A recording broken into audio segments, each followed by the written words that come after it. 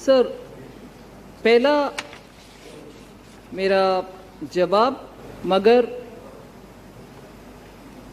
I have a feeling there is definitely a misunderstanding.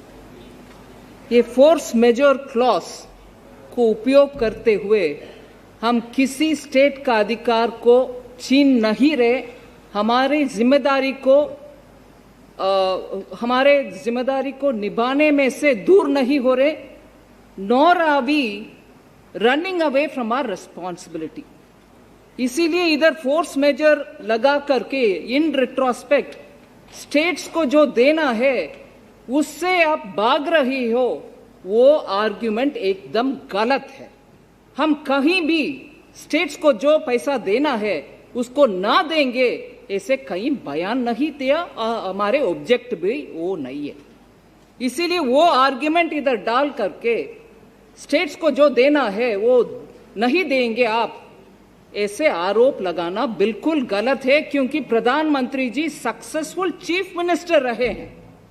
उनको मालूम है स्टेट गवर्नमेंट्स का दिक्कत क्या है और उनको पैसा समय पर मिलना कितना आवश्यक है। हमें बार बार प्रधानमंत्री जी से एडवाइस भी मिलता है। इसीलिए इसको ऐसे डिस्टॉर्ट, मैंने क्षमा करिए डिस्टॉर्ट के शब्द उपयोग कर रही हूं, मगर मैं एलिगेशन नहीं डाल रही हूं, डिस्टॉर्ट कर रही हूं, मगर इसका ऐसे इंटरप्रेट करना आवश्यक नहीं है। हम किसी स्टेट्स का अधिकार को छीन नहीं रहे और उनका पैसा जो देना है वो बिल्कुल देंगे। So this is about force majeure. And also माननीय शशि थरूर जी बोलते हैं section 168A of the CGST Act आपको सिर्फ ये प्रोवाइड करता है that on the recommendation of the GST Council आप कर सकते हो, मगर गवर्नमेंट खुद कुछ नहीं कर सकते हैं। जीएसटी काउंसिल का रिकमेंडेशन आप बिल्कुल मानते हैं सर, हम इसमें ऐसे कुछ नहीं कर रहे हैं जिसको आप मान सकते हो कि जीएसटी काउंसिल का हम वायलेट कर रहे हैं, बाईपास कर रहे हैं, नहीं। However, जीएसटी काउंसिल और सीजीएसटी एक्ट के द्वारा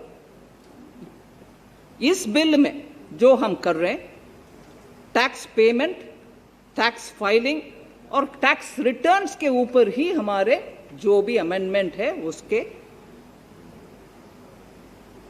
इंटेंशन है। इसीलिए tax payment, filing of returns वगैरह बिल्कुल केंद्र सरकार के परिधि में है।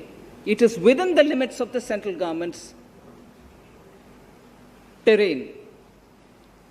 So it is relevant to know that tax payment, tax filing, filing of returns, etc. were excluded from the purview of the relevant notifications issued in the exercise of powers under this section. इसीलिए confusion रहने का आवश्यकता नहीं है। फिर मैं PM cares के ऊपर जाने से पहले विवाद से विश्वास के ऊपर ऑब्जेक्शन, ऑब्जर्वेशंस हुआ है। विवाद से विश्वास एमनेस्टी स्कीम नहीं है, उसको बार बार उस नजरिया से देखना सही नहीं है।